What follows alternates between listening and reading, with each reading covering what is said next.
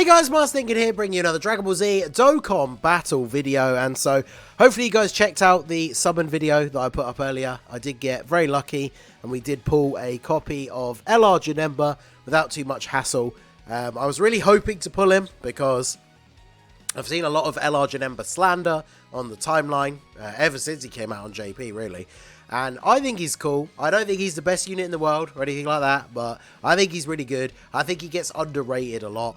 So I really wanted to pull him so we could start actually showing him off. I mean, look how awesome his art is. I love this. Like, they've gone next level with the animations for some of these newer LRs. I really like this whole, like, the teleportation thing. I think this looks super sick. So we're going to be checking him out here on the Transformation Boost team, because he does have his best link partner, or one of his best link partners, which is the LR Bootanks, who is another unit that I really love. And people have been, I say slandering, but people have been saying that he's dropped off recently.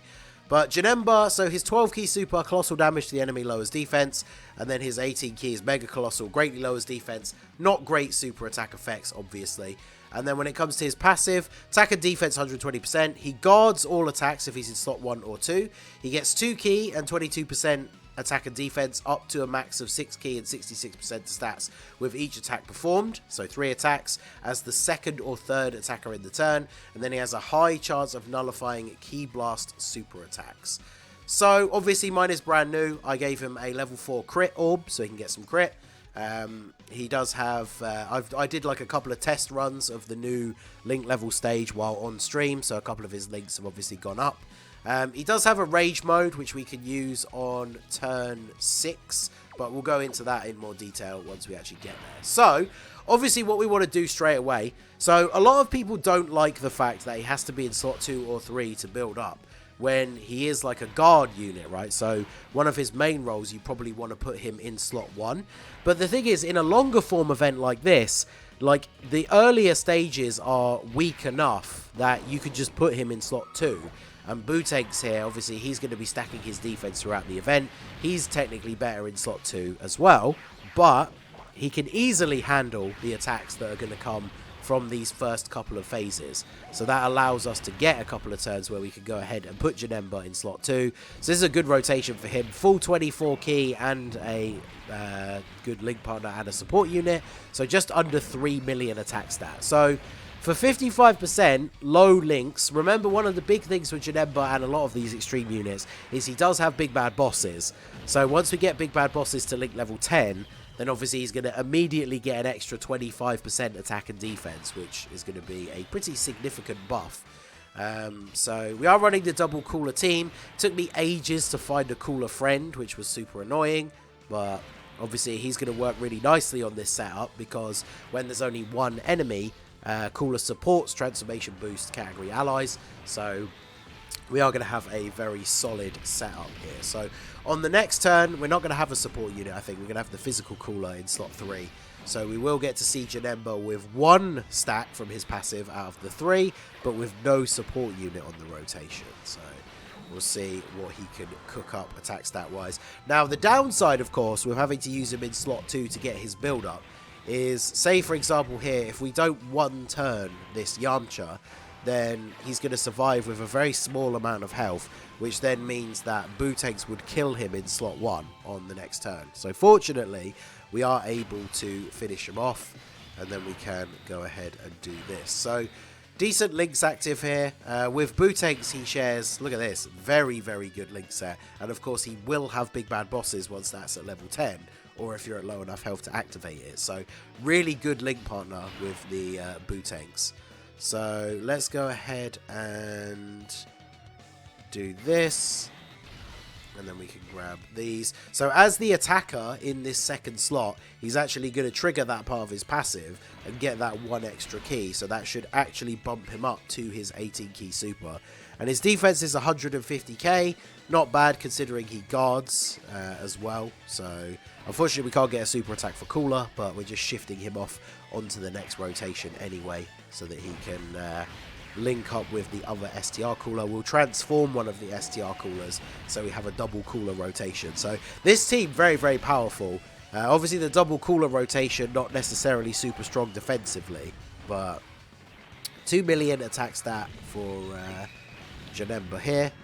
Yeah, that was his 18 key super. So no support unit, 2 million attack stat without Big Bad Bosses active. I mean, this is easy A physical cooler rainbow full level 10 links, and his attack stat's only 1 million higher. So that's a big criticism that I see for people about Janemba, is like, if you put him in slot 1 on turn 1, then his attack stat is really low, which, I mean, he's not a unit that's designed to be a damage dealer. He is a tank, right? It's kind of like taking a unit that is a glass cannon, putting them in slot 1, and then complaining that they don't defend very well. You have to use a character to their strengths, right? And LR Janemba, when he's fully built up, with his link partner, Big Bad Bosses, a support unit, he can hit good attack stats. But that's not what you're bringing him on the team for. You're bringing him for defense. So in some of the more difficult content with the longer events, like the new Legendary Vegeta event, for example, you can go ahead and put him in slot 1, and he's going to be able to tank all the way through. Or you can put him in slot 2, get him to build up for the first couple of turns, and then you just put him in slot 1 for the rest of the event. So going to be really, really good. So he's at 200k defense now.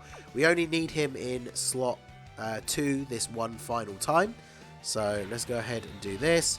Grab all of these for him, give him the full 24 key super, and he's getting the support from Cooler as well.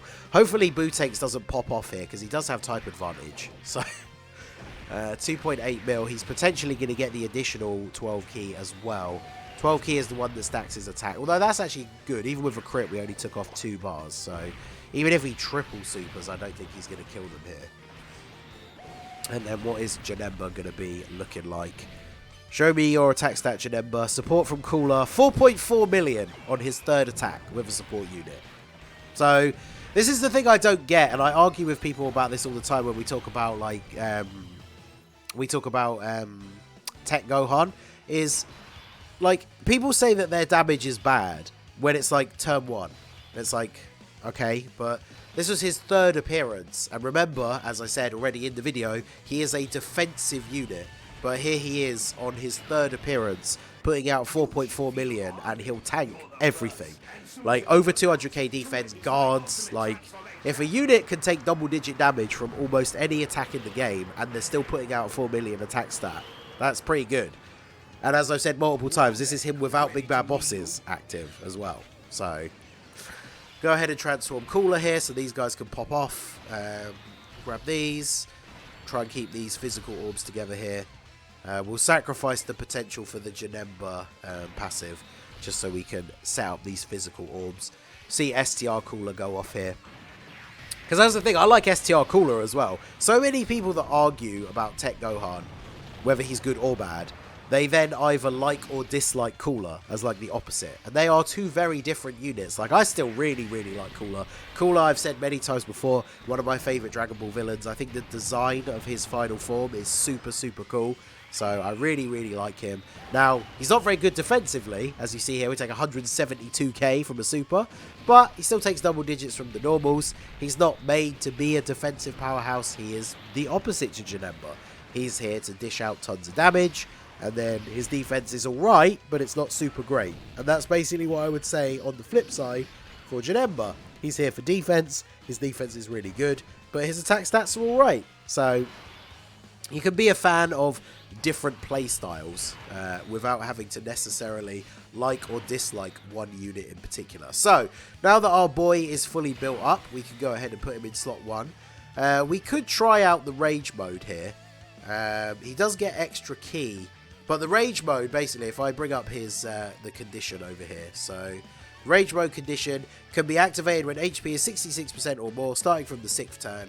I think we will not do it just yet, because we have got type disadvantage. When he transforms, he has a 50% chance to crit, but I don't want to waste it, because I feel like if we transform, the first super attack is probably going to crit, and then he's just going to kill him, so, or kill them, I should say. So let's go ahead. He's fully built up now with his passive. So slot 1 with the very good support from Garlic Jr. 242k defense, and he guards.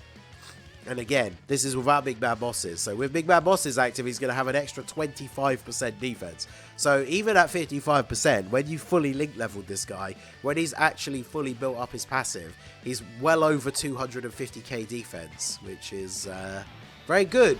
So let's go ahead and grab these. And let's see, what attack stat is our man putting out here? It's going to tank for double digits, of course. And then 4.87. So with the support, that's basically his like ceiling for this team. 4.8 million attack stat. Now, I don't know about you, but for a 55% not fully link leveled unit, who is a tank, not a damage dealer, just under 5 million attack stat, I would say is pretty solid. So, not too bad at all. I would very much like to get dupes for him. I feel like additionals are the way to go, because obviously you have to attack 3 times with him in order for him to have everything set up fully.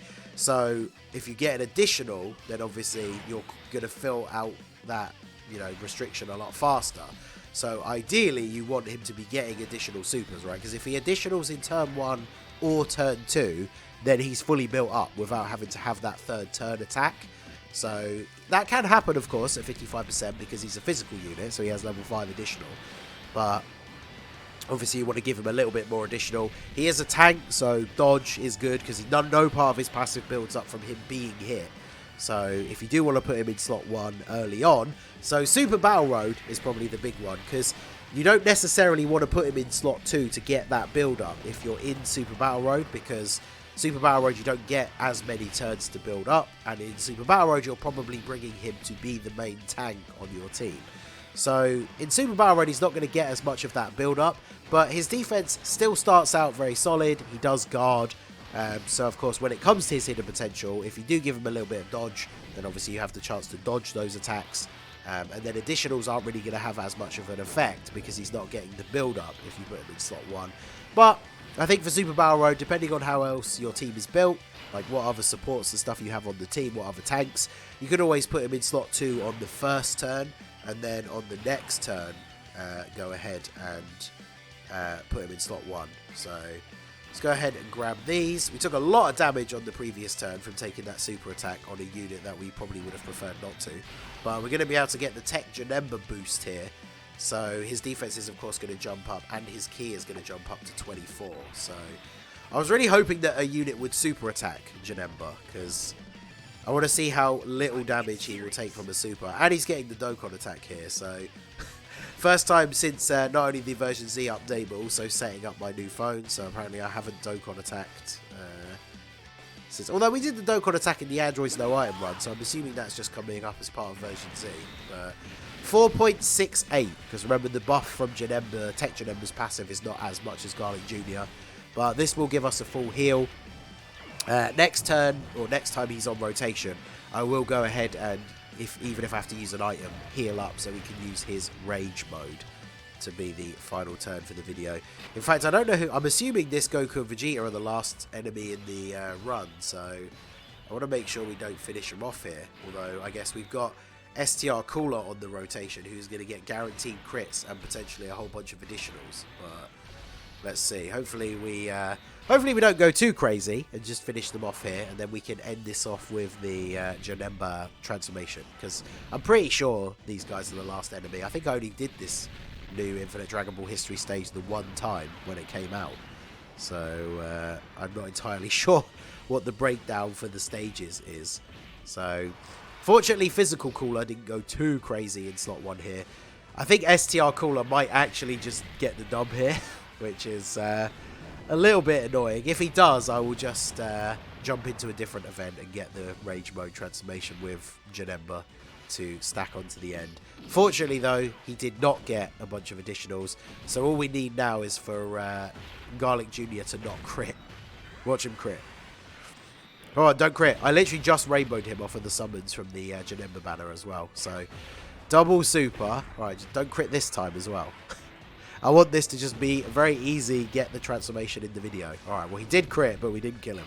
So we'll get to see one attack from Janemba, but Rage Mode obviously is you just do the same attacks and everything every time anyway. So let's go ahead and do this.